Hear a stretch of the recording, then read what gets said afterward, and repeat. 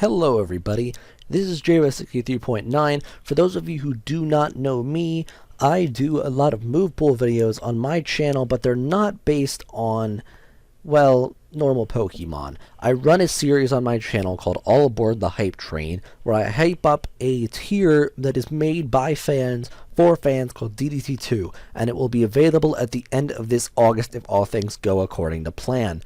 So, if you guys want to check that out, then check out my channel down in the description below. Most likely it will be linked there. However, this is basically a demo video of what All Aboard the Hype Train is like.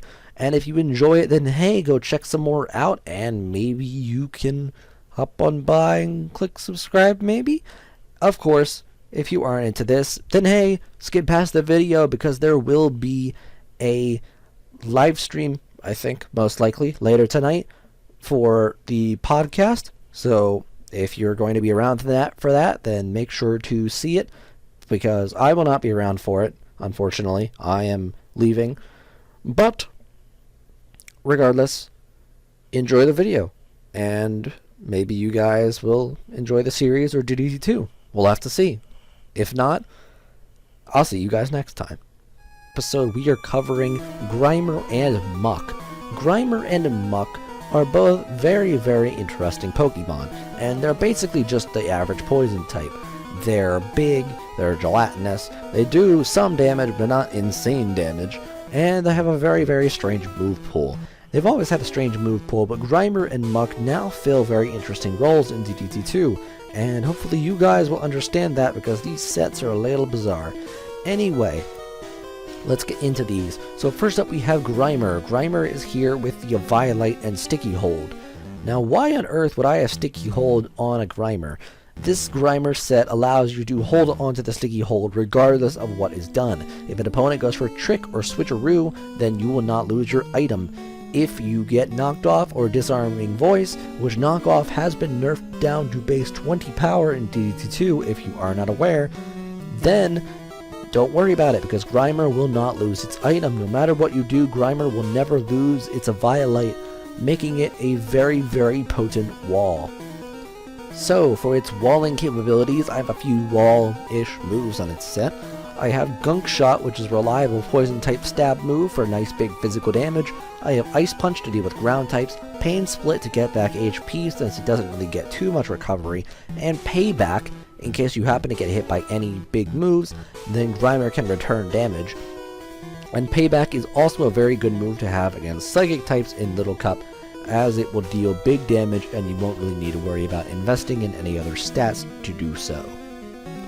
So overall, Muck and Grimer are pretty dang wally.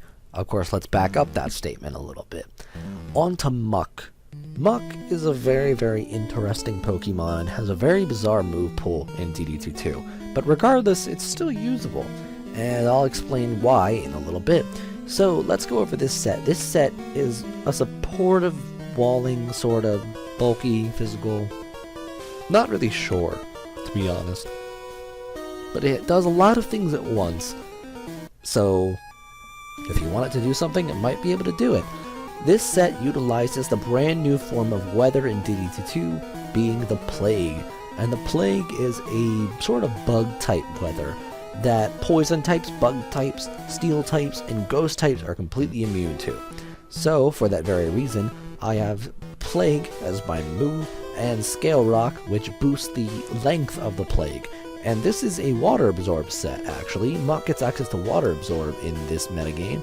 So, Water Absorb makes Muck completely immune to water, and for that reason you can switch in on any water type and get up the Plague as they switch out in case their water type isn't very good against Muck. Say it's a Ludicolo. The Ludicolo's afraid of getting gug-shotted, then you can go for the Plague while they switch out into something else. So, for the move pool here I have Circle Throw, which forces the target to switch out because Muck gets access to it in this game. Gunk Shot for a nice reliable stab, Pain Split to recover a little bit of HP back, since Muck doesn't really have too much recovery other than Drain Punch, which is another move it does get, and Plague, of course, like I already mentioned. It's a pretty good reliable setup Pokemon for that very reason, even if it doesn't have too much speed. It does have special bulk, so you don't really have to worry about Psychic types being an issue. Then we have a Stench Muck. Stench has been modified to be a special Intimidate in DDT2, so that's pretty dang handy, and for that very reason I decided to make this a special set. Thankfully, Muck does get access to one of its best moves, a setup move in this metagame, Galvanize. Galvanize boosts the user's defense and special attack by 1 stage. Now, why Muck gets access to Galvanize, I don't know. I guess it's a Game Freak moment. But basically, Galvanize boosts Muck's 2 of its 3 worst stats, defense and special attack, and allows you to run a specially offensive Muck, because Muck does get access to Blackout, which is a special dark type fake out that is very, very viable in the metagame. So naturally, Blackout is pretty handy against psychic types that stand in Muck's way. Of course, if you don't want to deal with psychic types, then you could always just boost your special attack with Galvanize after going for a Blackout, or, you know, KOing something on the other end of the field with Giga Drain. So you can go for Galvanize, get HP back from Giga Drain and Black Sludge, keep going for Galvanize again, or just go for Acid Spray, which is now super effective against steel types and lowers the target's special defense by 2 stages. So overall, Muck, even as a special attacker, is pretty dang viable. EV-wise on this spread, I'm just running max HP and max special attack, as Muck does have a very, very high base HP stat at base 105, and its special attack, while it's only base 75, can be put to good use if you're able to use Galvanize.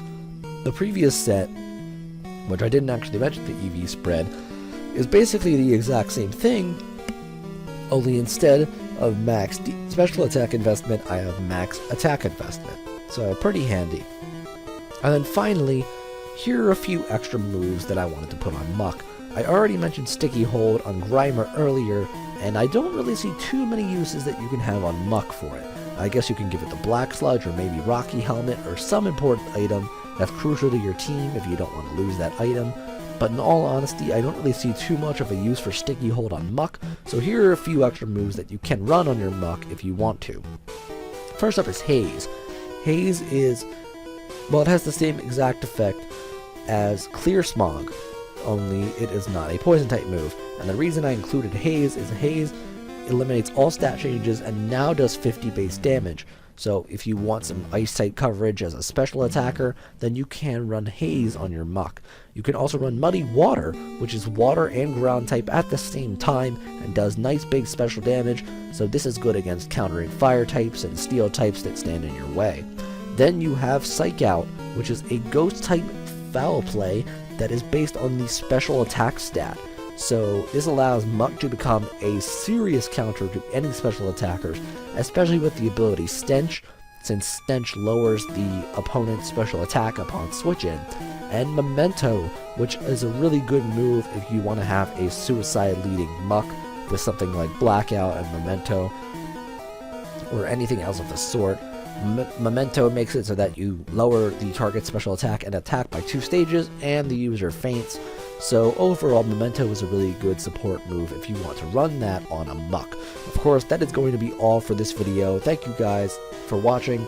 If you enjoyed it, click that little like button down below, and I will see you guys in the next episode. Get hyped.